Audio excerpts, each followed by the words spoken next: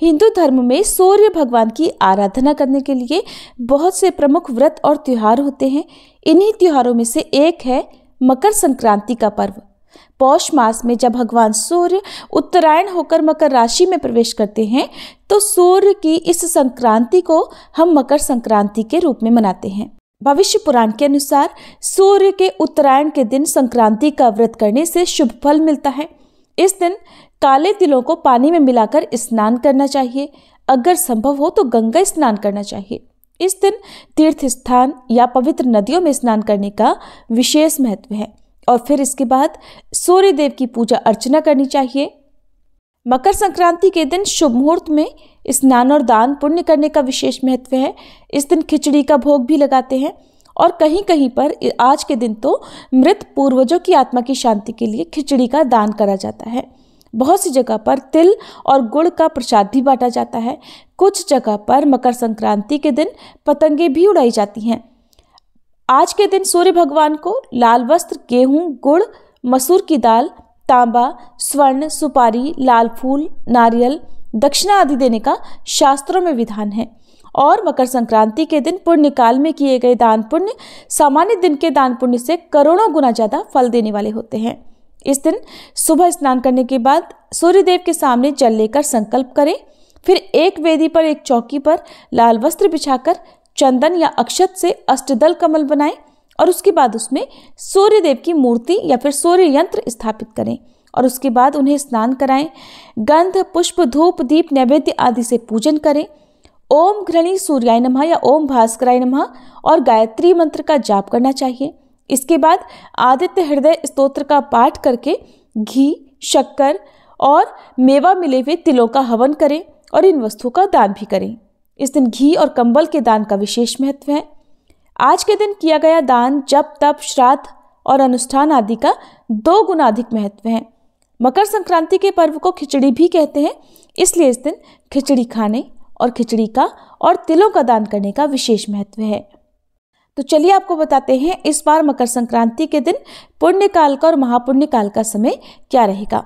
मकर संक्रांति के दिन से ही माघ मास भी प्रारंभ हो जाता है और माघ मास में जो भक्त व्रत अनुष्ठान करना चाहते हो, पूरे मास के नियम उठाना चाहते हो, जैसे दान पुण्य या फिर पूरे साल भर में कुछ ऐसे दान पुण्य होते हैं, ऐसी परंपराएं होती हैं जैसे तुलसी पूजा, तुलसी जी का श्रृंगार करना या हर दिन नियम से कुछ न कुछ दान करना, सूर्य देव की पूजा करना, दीपदान करना। इन सभी नियमों का पालन आप पहले दिन से प्रारंभ कर सकते हैं। मकर संक्रांति के दिन से आप इन सभी नियमों की शुरुआत कर सकते हैं। इस बार मकर संक्रांति के दिन सूर्य नारायण मकर राशि में सुबह 8:45 पर प्रवेश करेंगे। मकर संक्रांति के दिन पवित्र नदी में स्नान करने के बाद दान दिया जाता है और इस बार गंगा स्नान और दान का शुभ मुहूर्त सुबह 9:03 से लेकर शाम 5:46 तक रहने वाला है। यानी कि मकर संक्रांति के दिन पुण्य काल का समय सुबह 9:03 से शाम 5:46 तक रहेगा और वहीं महापुण्य काल का समय रहेगा सुबह 9:03 से 10:48 तक। महापुण्य काल में कोई भी शुभ काम करना, किसी नई वस्तु की खरीदारी करना या पूजा पाठ या दान पुण्य से जुड़ा हुआ कोई भी कार्य करना बहुत ही शुभ माना जाता है। मकर संक्रांति के दिन स्नान करने के बाद सूर्य देव को जल अर्पित करें और सूर्य देव को चढ़ाए जाने वाले जल में तिल अवश्य डालें। ऐसा करने से इंसान की बंद किस्मत के दरवाजे खुलते हैं। और इस दिन कंबल, गर्म कपड़े, घी, दाल या चावल की खिचड़ी और तिल का दान करने से भी गलती से हुए पापों से मुक्ति मिल जाती है और फिर जीवन में सुख समृद्धि आती है।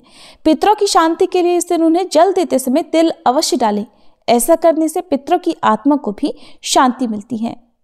आप इस पावन दिन पर दीपदान अवश्य करें। दीपदान आसपास मंदिर में या जो भी पवित्र वृक्ष हैं, पौधे हैं, उसके नीचे भी दीपदान कर सकते हैं।